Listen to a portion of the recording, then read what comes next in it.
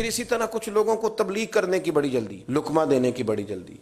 मैंने देखे हैं बहुत सारे लोग हैं जो एक आध मस्जिद में, ज़्यादा तो मैं कहीं नहीं जा पाता रमज़ान में, लेकिन एक आध मस्जिद में तरावी पढ़ने का मौका मिला है तो जो कारी साहब तरावी पढ़ा रहे होते हैं उनको पढ़ने कोई नहीं देता, अल्लाह जानता है। अगर पीछे 2 हाफिज़ खड़े हो जाए ना, हाफिज़ नेक लोग होते हैं, बस समझाने के लिए कह रहा हूँ, समझाने के लिए उसका। हाफिज़ उन रख्तों में आते हैं जो सिपारे उन्हें सही याद होते हैं, और वो आते तरावी पढ़ने नहीं, ये बताने आते हैं कि मैं भी हाफिज़ हूँ। इल्ला माशाअल्लाह, सबकी बात नहीं करता, जो ऐसा कर रहे हैं उनकी करता हूँ। अब वो कारी साहब को चलने नहीं देते।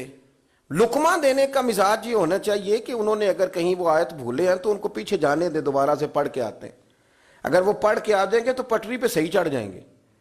अब वो कारी साहब अभी बेचारे पूरे भूले भी नहीं और पीछे से लुकमा। मैं आपको बड़े दर्द के साथ कहता हूँ, बहुत सारे हाफिज बच्चे तरावियाँ पढ़ानी छोड़ गए, फिर उन्हें मंजिलें भूल